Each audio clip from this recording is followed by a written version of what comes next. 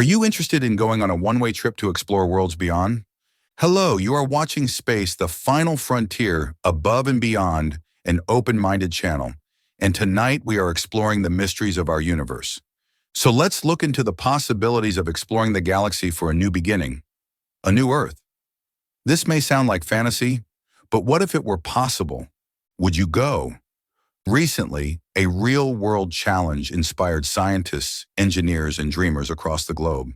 It was called the Project Hyperion Design Competition, an initiative to imagine the first multi-generational interstellar ship. The winning concept was named Chrysalis, a vessel designed not for one lifetime, but for many.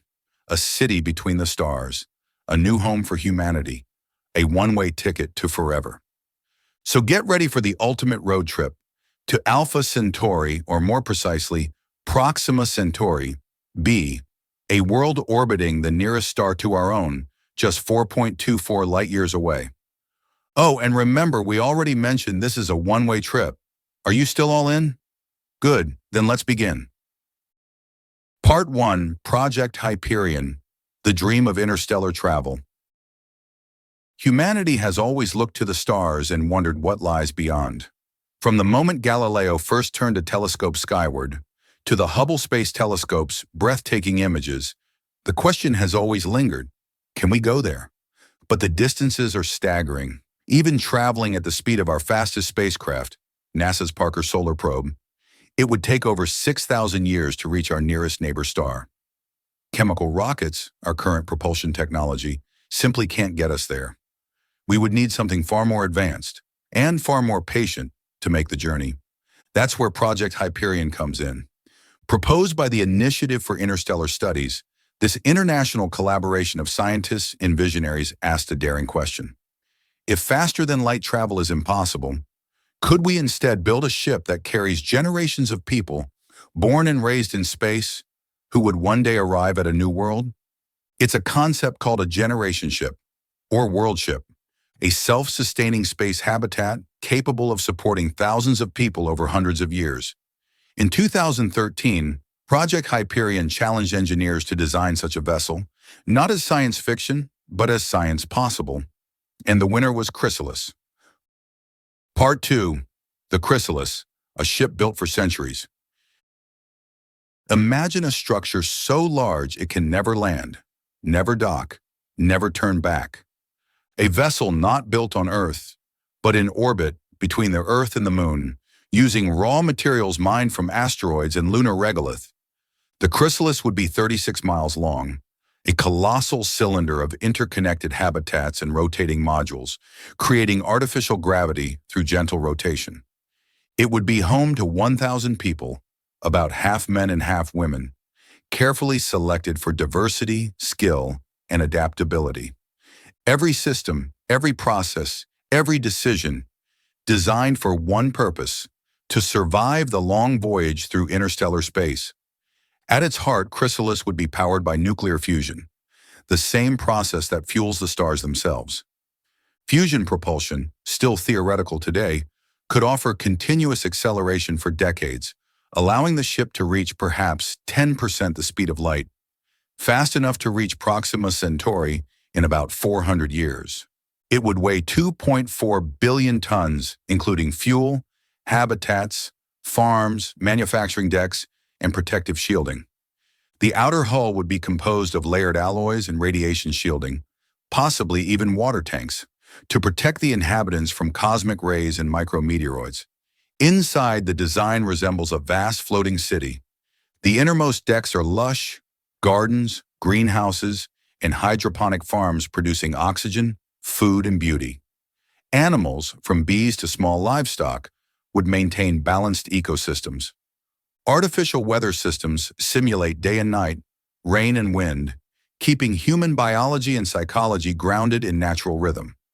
The middle decks house living quarters, neighborhoods, schools, recreation areas, even theaters and libraries.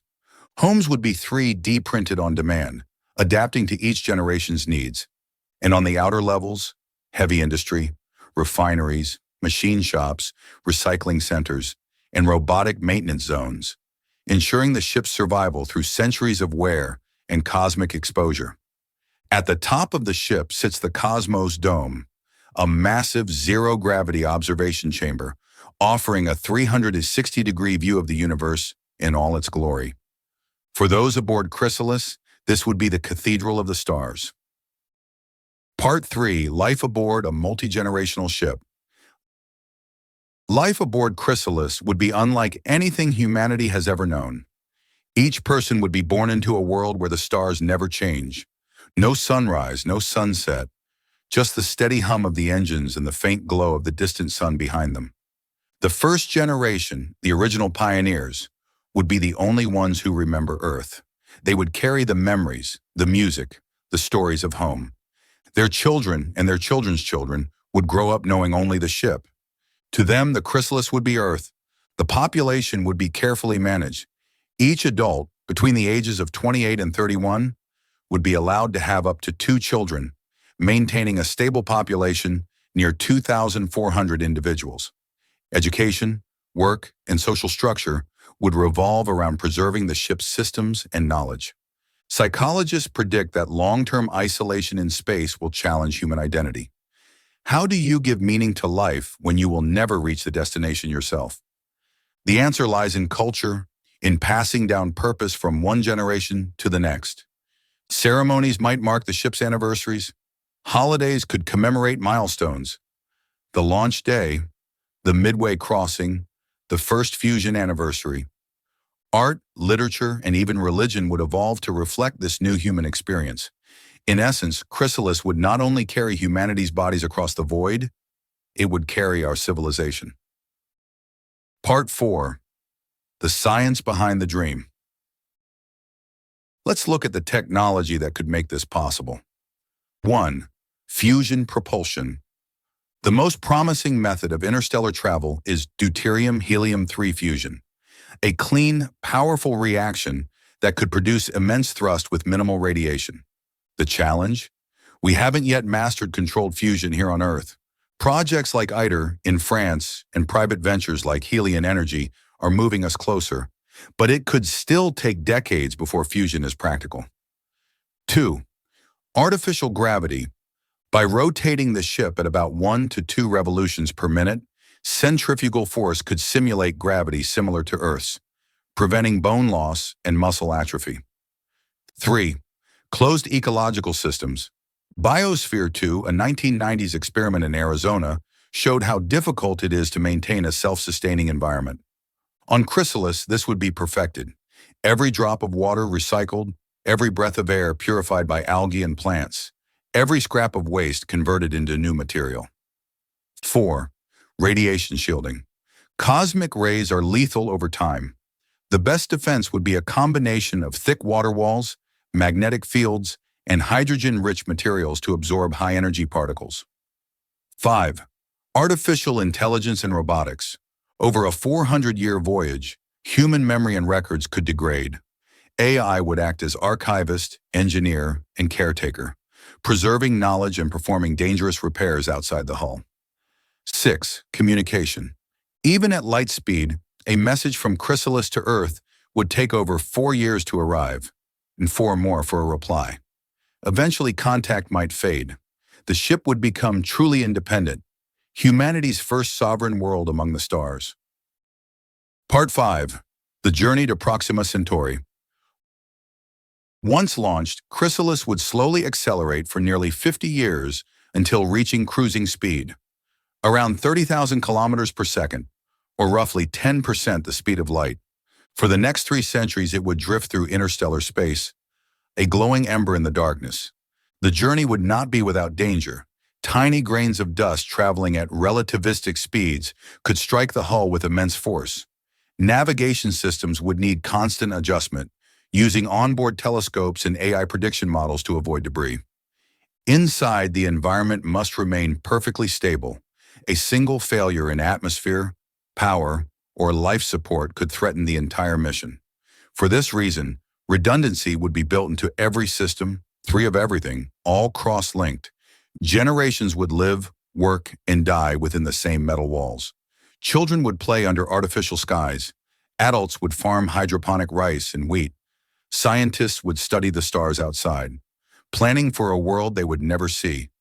Yet through it all, one belief would persist, that one day humanity would set foot on another Earth. Part 6. Arrival. A new Earth. After 4 centuries, the Chrysalis finally approaches the Proxima Centauri system. Proxima b, a rocky world orbiting within the habitable zone, awaits. Long before arrival, robotic probes, launched decades earlier, would have mapped its surface, atmosphere, and potential biosphere. By the time the ship nears orbit, the descendants of the original crew will know exactly where to land. Using detachable shuttles, settlers would descend to the surface, carrying seeds, DNA archives, and tools to begin a new civilization. Imagine that first moment, stepping onto alien soil beneath a red dwarf star, a dimmer sky, longer days, different constellations. But it would be home. The first colony might start small, domes and habitats powered by fusion reactors, slowly terraforming the environment if conditions allow. Over centuries, humanity could adapt to this new world. Taller under lower gravity, darker skinned to absorb the red light of Proxima's sun. It would be the dawn of a new branch of humanity, born of Earth, but children of the stars. Part 7. The Legacy of Chrysalis. The Chrysalis mission would mark the turning point in human history. For the first time, we would no longer be bound to one planet. Every major scientific advancement leading to this, fusion energy, AI, closed ecosystems, 3D printing, genetic medicine, would have reshaped life back on Earth as well. But the true legacy would be psychological. For 400 years, people aboard Chrysalis would live with purpose, knowing their lives were part of something far greater, a continuity of hope stretching across generations. Historians back on Earth might one day look up and say, that was the moment humanity became eternal. Part 8. Reality check. How close are we? Today, organizations like NASA, the European Space Agency, and private firms such as SpaceX and Blue Origin are taking the first steps. We're testing closed habitats like Melissa, ESA's life support system, simulating long-duration missions on the moon, and developing prototypes for fusion rockets under concepts like Daedalus and Icarus Interstellar. We're learning how humans respond to years of isolation aboard the International Space Station. We're building modular spacecraft that can be assembled in orbit, and perhaps within a century, fusion energy might finally unlock the stars. While Chrysalis remains a dream for now, it is a dream within reach of physics, not fantasy, and that's what makes it so powerful. Part 9, the final question. So now we return to the question we began with. If given the chance to board a ship like Chrysalis, to leave Earth behind forever, to live and die among the stars for a purpose you would never see fulfilled, would you go? Would you trade sunsets and oceans for the hum of engines in the endless night? Would you give your life so that, centuries later, someone might stand beneath an alien sky and say, "We made it"? Humanity's story has always been written by explorers, those willing to venture beyond the known, driven by curiosity and hope. And maybe that's what Chrysalis truly represents. The unbreakable spirit of discovery, the belief that somewhere out there, a new beginning awaits. Thank you for watching Space: The Final Frontier Above and Beyond, an open-minded channel.